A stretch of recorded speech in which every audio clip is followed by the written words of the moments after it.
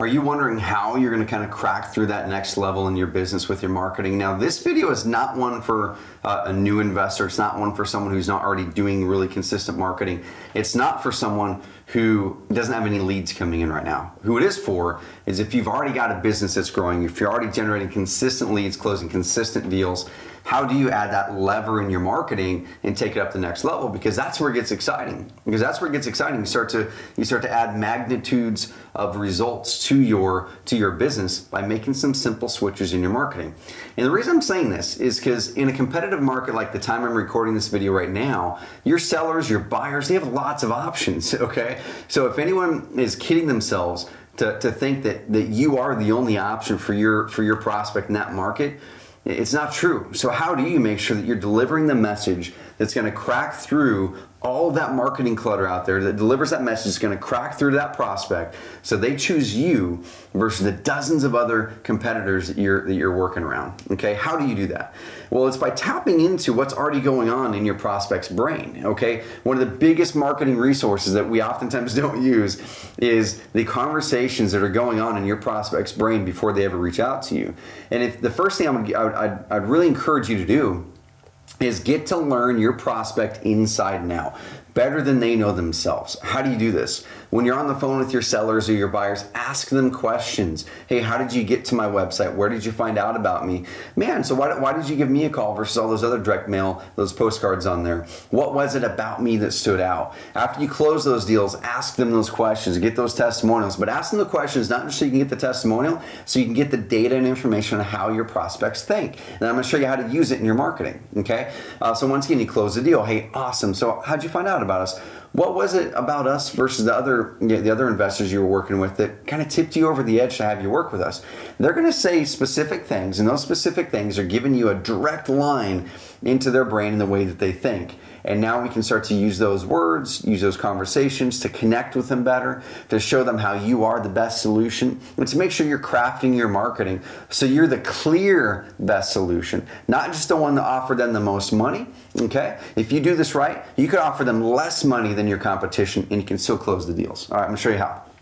So how do the big boys do marketing, big boys and girls do marketing in a big way? Okay, the first thing is, once again, you have to understand your prospect. You can't do amazing marketing without understanding your prospect. Most real estate investors do marketing only at this first level and second level. That's it. Okay. Most investors are stuck in problem aware and solution aware, and then they say, hey, here's how we're going to be able to offer you a price for your house, or here's how you can buy a property from us or rent a property from us. Okay. But where the meat is, where so much leverage is right now that investors and agents aren't focusing on, is this stuff in the middle. Okay, it's this stuff in the middle. It's dragging them, pulling them, guiding them from problem aware to solution aware to verifying to making a decision and then referring out. Okay, and one thing that's a big myth and a big issue with real estate investors, not as much agents. Agents get this. You guys get this part, but real estate investors don't in general. That you work the deal thinking it's a one-off transaction, that you're never going to work with that seller or buyer again, especially sellers. People are treating it this way. But if you do this right, your sellers are going to refer you over to other people that you can work with, okay? So you've got to do all this. This one deal can turn into 2, 3, 4, 5 deals for you if you work it right. So here's what we're going to do. So the first thing is problem aware is the very first stage that your sellers or buyers or anyone is going through before they ever even see your message, okay? This is where they just inherited the house. This is where they just, they're going through that divorce. This is where they just need to sell the house. They're moving, whatever that situation is. Their listing expired with an agent and they don't want to relist it. They now have a problem and they're aware of that problem. Before that problem exists in their life, they're not going to notice your bandit signs. They're not going to see your direct mail pieces and think twice about them. They're not making the searches on Google to find you, okay? So one key is knowing that they're problem aware. What are those problems they're having? How are they feeling? What things are they searching? As soon as you know that, put those messages into your direct mail, put those messages into your bandit signs on your websites. At this stage, they're going to notice that bandit sign, call you up. They're going to see the direct mail and go, man, are these people going to be able to solve this problem? So that's why the direct mail piece in your website copy and ads need to be direct to that point. Hey, do you have this problem? Sweet. we can solve it. Okay, that sounded like a Vanilla Ice song for a second. So right here, then they're solution aware. As soon as they see your advertising somewhere and your competitor's advertising, now they know there's solutions out there to their problem. Now they know, okay, well, I can list this house. I don't really know what that looks like. There's also these things called house buyers out there, or I can buy investment properties from these entities, or there's places to rent to own.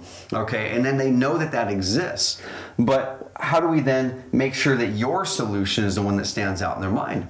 Well, over here on your website, in your marketing, in your ads, things like that, when you're talking to them, at this point, they're wanting to compare things. How does X service compare to Y service, okay? How does your service compare to other real estate investors? That's where you've got to have your unique selling proposition. Check out our USP whiteboard video and our USP Carrot Cast. Just go to carrotcast.com and find our unique selling proposition whiteboard video on our YouTube channel.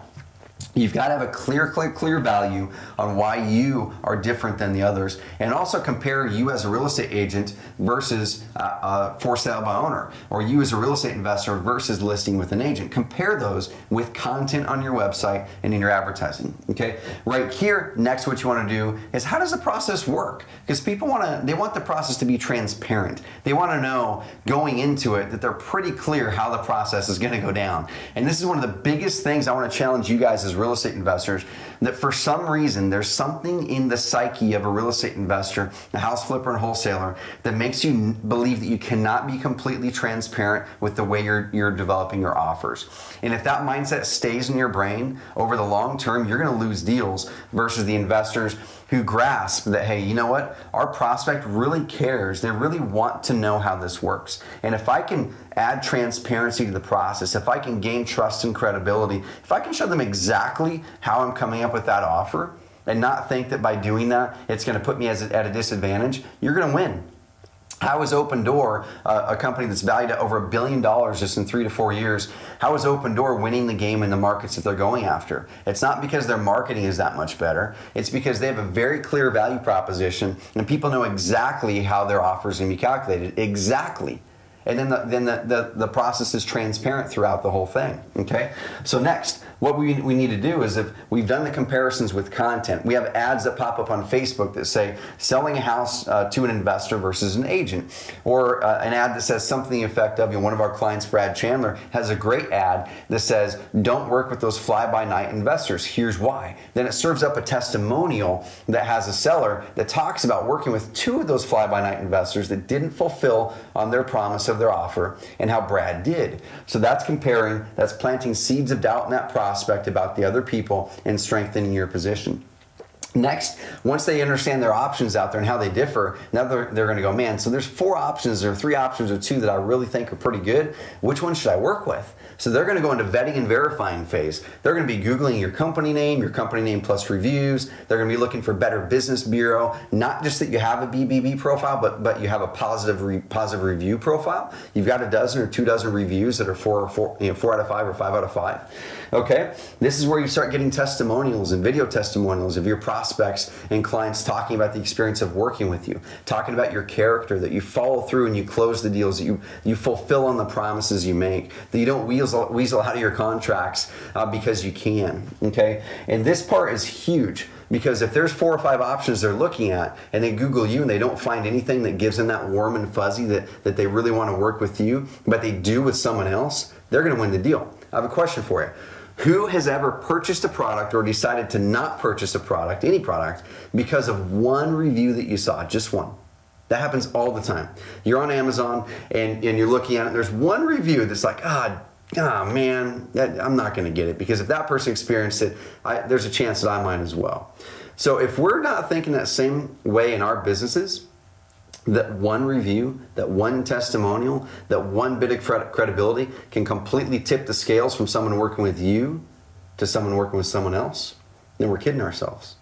So in this phase, in a competitive market, the vetting and verifying phase is big. How do you do that with your ads? Make sure you're putting great case studies and testimonials in your Facebook ads, in your Google ads. Make sure you're putting great case studies and testimonials in your credibility kit when you're meeting with your sellers, with your buyers.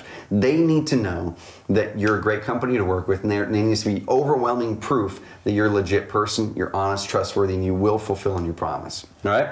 Last right here, decision. How do you pull them to a decision? First of all, you got to have a really clear call to action. say, here's what you do next. Okay, present them a real offer. Follow up on that offer. Don't assume that they're going to contact you if that offer is good. Follow up. Be courteous, but follow up.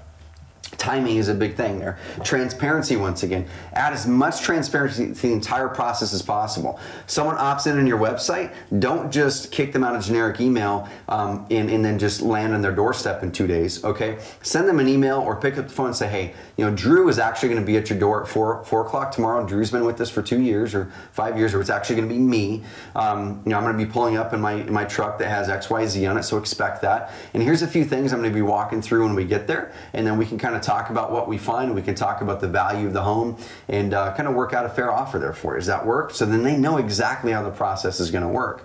And then you can walk them through it too. You know, once we make the offer, here's how that works. We can close within 7 days or whatever that is. Be crazy transparent during this process, because the more transparent you can be at their point of decision, the more that they're going to want to work with you, and it adds credibility to that vetting and verifying phase. Last, don't stop loving on them, okay? Once again, so many real estate investors, agents are better, but so many real estate investors are not in a relationship business when you should be. Okay, you're in the transaction business. I closed 14 deals this month. I closed 2 deals this month. How many of those deals did you send a thank you card 30 days after you closed it? Probably none of them. How many of those deals did you give them a care package at the closing table? Probably very few. How many of those deals did you follow up 6 months later and see how they're doing after the move or after the sale, and find out if there's anything else you can help them with, or if there's any other people that you know that they know that you can help? Probably very few of you, because you're thinking so short term. And short term is not a fun way to build a business. It's not a profitable way to build a business over the long term. And you're not going to build a great business. So you're probably going to be out of business within 2 to 3 years if that's all that you're doing. Okay, so make sure you're building all this up so referrals happen, and start loving on them. Business is way more fun when you love on your clients and clients love on you. I'm going to finish it with this. I was at a mastermind 2 months ago with the largest house flippers and wholesalers in the country, and I asked them a question. I had, you know, there were 50 people in that room. I said, raise your hands. Anyone in this room who would love to have a beer, have a drink with your clients? 2 people raised their hands out of 50 people. Okay, and I'm saying this because this isn't about marketing, and this is about building a business you love. About building a business you love. You can only do that if you love your clients. All right? And loving on your clients does all this way better. Okay? And it's going to make your marketing really powerful. That's how we've grown so much. Thousands of customers. Because we love on our clients. We realize that you are human beings that have real needs, real desires, real hopes, real fears. And we're going to help you through that stuff. Do the same thing for your customers. Check out other episodes of our strategy sketches on our YouTube channel. Subscribe and check out our Carrot Cast, our weekly podcast where I dive into this stuff in more detail. All right? Thanks.